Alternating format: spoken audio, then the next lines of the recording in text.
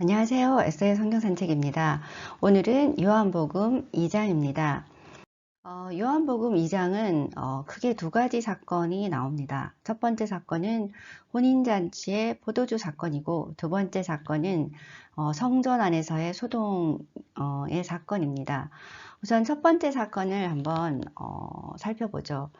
첫 번째 사건은 예수님이 요한복음에서 처음으로 나타내시는 첫 번째 표적입니다. 이 표적이라는 어떤 말은 예수님의 신적 기원을 드러내는 사건이라는 의미입니다. 예수님이 하나님으로부터 온 예수님의 어떤 정체성을 더 드러내는 사건이죠. 자, 이 혼인잔치의 포도주 사건의 내용은 다음과 같습니다. 예수님께서 혼인잔치에 참석했었을 때 그 연회에 포도주가 떨어지는 사건이 생기게 됩니다. 이 당시에 포도주가 혼례 잔치에서 떨어진다는 것은 굉장히 절망적이고 수치스럽고, 그리고 신랑 신부의 입장에서 보면 굉장히 불길한 기운이까지도 느끼게 하는 그런 어떤 사건이죠. 예수님은 이 혼례 잔치의 이 사건을 보시고 정결 예식을 위한 그 항아리에 물을 가득 채운 후 그 물을 항아리를 잔치에 갖다 주라고 말씀하시죠. 그리고 그 물이 변하여 포도주가 되었는데, 그 포도주 맛이 이전에 포도주가 떨어지기 전에 그 포도주의 맛보다 훨씬 더 깊고 좋았길래 사람들이 칭찬을 아끼지 않죠. 이 혼주들에게 어떻게 칭찬을 하냐면, 보통은 먼저 좋은 포도주를 내고, 그리고 취한 후에는 질이 낮은 포도주를 내는데, 당신 이 혼주, 결혼을 주최하는 이 혼주는 정말 나중에 더 좋은, 더 깊이가 있는 포도주를 내었다라고 칭찬도 듣게 되고, 그 잔치 분위기는 엄청난 기쁨과 환희의 장소가 되어집니다.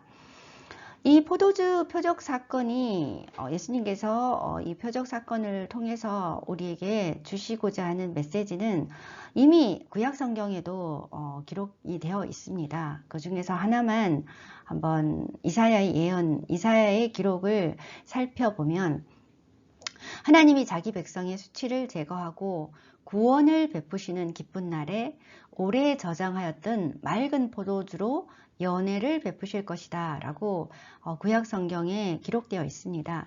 이 말의 뜻은 지금 예수님께서 첫 번째 표적에서 보여준 이 물이 포도주로 변하고 이 절망의 사건에서 역전되어 기쁨과 한우의 사건으로 전환되는 그것을 의미하는 거죠. 그래서 절망적인 상황, 이 수치스러운 상황에서 환호와 큰 기쁨의 사건으로 변하는 것, 즉 이제 예수 그리스도의 메시아의 시대의 도래로 인해서 이 예수 그리스도로 인해서 절망과 수치가 희망과 기쁨으로 전환되는 것을 나타내주는 사건입니다. 자, 여기서 우리가 그렇다면 무엇이 절망이고 무엇이 수치고, 그리고 예수 그리스도를 통한 그 구속사가 어떤 희망과 기쁨을 의미하는지를 조금 우리가 알기 위해서는 죄에 대한, 기독교에서 말하는 죄에 대한, 그러니까 여기 수치나 절망에 대한 것을 우리가 한번 짚고 넘어가야 될 것 같습니다. 자, 기독교의 죄 개념은 어떤 것인지 두 가지로 설명을 드리고자 합니다. 먼저 원죄의 의미를 한번 살펴보죠. 이 원죄라는 것은 인간이 제약된 상태의 조건 안에서 태어났다라는 것을 의미합니다. 이 원초적인 죄의 기호는 우리가 창세기에 나타나듯이 아담이 에덴 동산에서 범죄함으로 시작이 되죠. 그 유혹자가 나타납니다. 이 유혹자는 인간이 하나님께 반역함으로써 하나님과 같이 될 수 있다고 속삭이죠. 창세기 3장 5절에 기록되어 있습니다.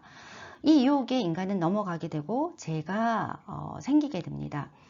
이 첫 인간의 죄는 인류의 연대성 때문에 그의 후손들에게도 그 영향을 미치게 되는 거죠. 이것을 신학적인 용어로 말하자면 대표성의 원리라고 합니다.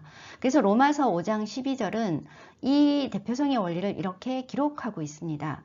이러므로 한 사람으로 말미암아 죄가 세상에 들어오고 이 죄로 말미암아 사망이 왔나니 이와 같이 모든 사람이 죄를 지었으므로 사망이 모든 사람에게 이르렀느니라. 이렇게 기록이 되어 있죠.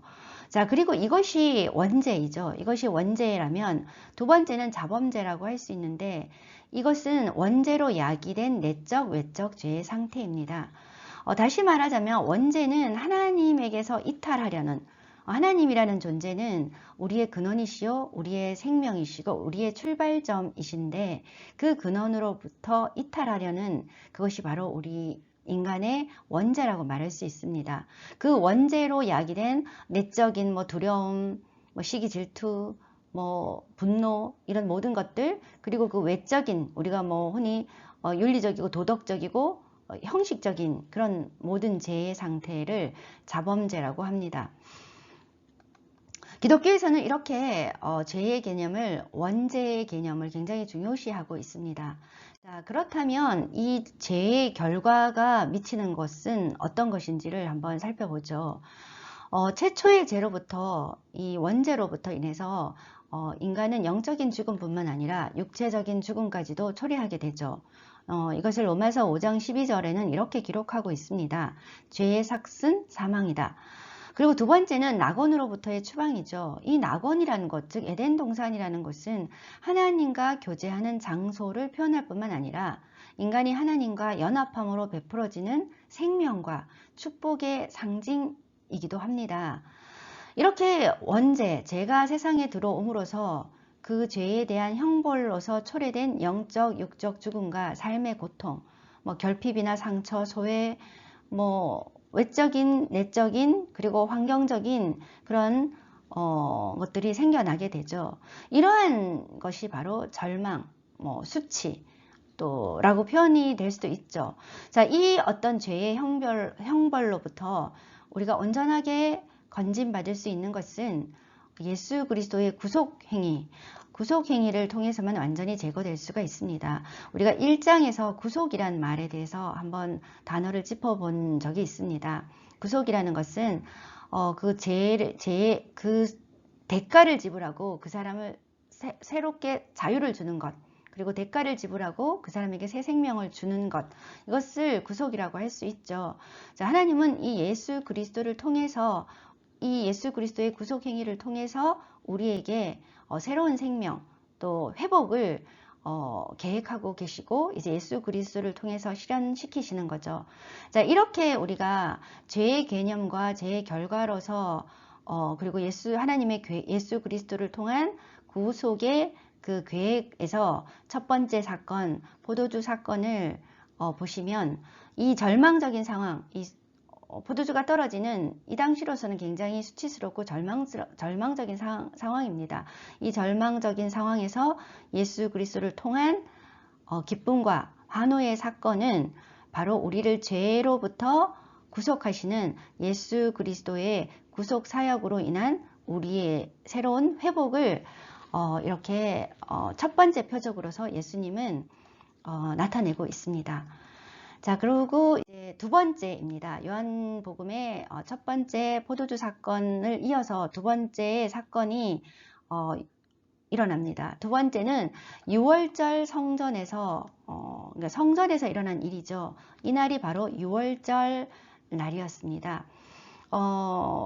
이 유대인들은 6월절 날을 계속 기념을 하죠. 왜냐하면 이 6월절 날의 의미가 고통과 억압과 압박에서, 종살이에서 그들을 구출하신 하나님을 기억하기 위해서 해마다 6월절을 기념하고 모든 남자들은 그 6월절 날에 예루살렘에 있는 성전에 와서 하나님께 예배, 즉 제사를 드리는 행사를 꼭 치러렀습니다. 이 6월절에 예수님께서는 성전으로 올라가시죠. 그리고 이 성전에서의 소동은 예수님께서 6월절을 지내기 위해서 그 성전 안에 소와 양과 비둘기가 있는 그런 것 상을 엎으시고 굉장히 이 어떤 행위에 대해서 성전의 어떤 행위에 대해서 비난을 하시죠. 자, 먼저는 우리가 성전에서 왜 소와 양과 비둘기가 이렇게 있는가를 생각을 일단 아시지만 한번 해보셔야 될 것 같습니다. 구약에서는 하나님께 예배 드리는 것이 그러니까 하나님의 어떤 제사의식으로 예배가 치러졌습니다. 이 제사 제도라는 것은 우리가 아까 원죄를 살폈듯이 인간에게 죄가 있기 때문에 하나님은 죄를 간과하시지 못해요. 이 죄가 제거되어야만 하나님이 임재하시고 또 함께 연합하고 화목하실 수 있기 때문에 이 죄의 문제를 구약에서는 성전에서 이 소와 양과 비둘기를 잡아서 희생의 어떤 제물을 드림으로써 하나님께 예배를 드리고 이 짐승들에게 그들의 죄를 전가시키고 하나님께 죄책을 제거함으로써 하나님과 화목하는 제사, 즉 예배가 이루어졌습니다. 이렇기 때문에 이 6월절 날에는 특히나 모든 남자들이 이 성전을 방문해서 이 예배 제사를 드리고 그들의 죄를 씻고 하나님께 나아가는 날이었죠. 이렇게 얘기를 하면 죄를 제거하여 하나님과 연합하기 위해서는 반드시 죄에서 구해주는 대가가 치러져야 되는데 이것이 6월절에 어린 양이고 또 소와 양과 비둘기고 또 곡물들로 그런 어떤 제사 제도가 있었습니다. 그런데 왜 예수님께서는 이런 어떤 6월절날 이 성전에서 상을 엎으시고 맹렬한 비난을 버리실 수밖에 없었는가에 대해서 또 한번 우리가 생각을 해봐야 되겠죠. 첫 번째는 이들의 잘못된 성전의식을 꾸짖으시죠. 이것은 우리가 구약성경의 선지서에서 계속해서 하나님께서 선지자들을 통해서 잘못된 성전의식에 대해서 계속 일깨워주고 있는 부분입니다. 예레미야 7장 4절을 보시면 너희는 이것이 여호와의 성전이라 여호와의 성전이라 여호와의 성전이라 하는 거짓말을 믿지 말라 이렇게 말씀을 하시죠. 이들은 성전은 곧 하나님의 임재가 있는 곳이라고 생각했기 때문에 이 성전을 고수하는 것 그 자체로만으로 그들은 안정과 번영과 평화를 얻을 수 있다는 약간 부적신앙 같은 우리가 어떤 부적을 가지게 되면 그 부적이 자신들을 지켜줄 거라는 그런 어떤 부적 신앙과 같은 성전 의식이 있었습니다. 그래서 하나님은 그 어떤 성전 의식에 대한 성전에 대한 왜곡된 그들의 의식을 계속해서 말씀을 하시죠. 그리고 말라기 1장 10절에서도 이 말라기는 구약 성경의 마지막에 나오는 성경이죠. 이 말라기 1장 10절에서는 잘못된 그 부적적인 어떤 성전 의식뿐만 아니라 이들이 형식적인 제사에서도 너무나 소홀함을 일으키게 되는 거죠. 그들은 이 제사 제도에서는 이 동물을 바칠 때 중요한 것이 흠 없는 것이에요. 흠이 없는 것을 하나님께 바치는 것인데 이들은 극기야는 이러한 성전 의식뿐만 아니라 극기야는 병들고 아주 흠이 많은 것을 하나님께 제사 예배를 드리는 것으로 사용을 했죠. 그래서 이제 하나님이 말라기에 보면 이렇게 대묻습니다. 너희가 그러니까 사람의 우두머리 총독에게도 이것을 한번 바쳐봐라 이런 것들을 그러면 그 총독이 이것을 기뻐하겠느냐 이렇게 말씀하시면서 성전 안에서 헛되이 불사르는 이런 어떤 예배 제사를 너무나 싫어하셔서 성전문을 닫을 자가 없느냐라고 말라기 1장 10절에서 말씀을 하시죠.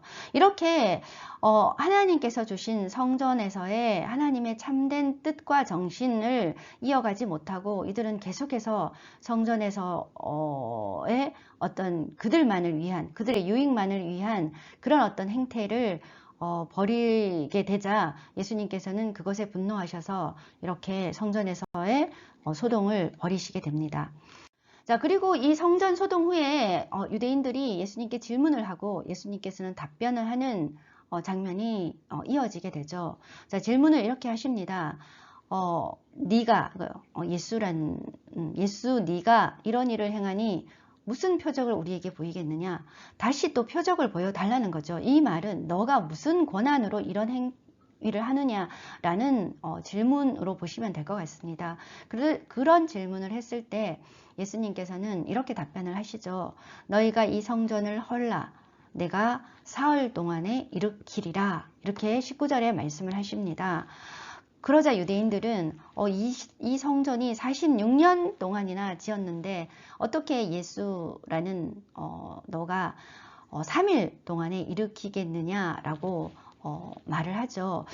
예수님은 이 3일 만에 이 성전을 일으키겠다는 것은 예수님이 참다운 성전이심을 메시지를 선포하고 있죠. 그리고 3일 만에 십자가에 죽으시고 부활하셔서 정말 영과 진리로 예배를 드릴 수 있는, 예수님을 통해서 참된 예배를 드릴 수 있는 존재가 바로 자신임을 드러내고 있습니다.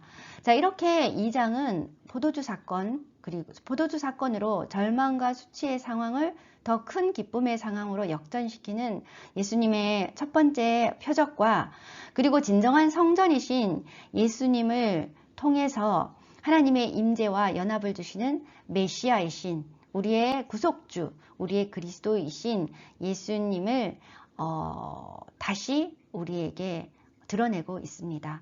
자, 이렇게 2장을 마치고요. 다음 시간에는 3장으로 뵙겠습니다. 감사합니다.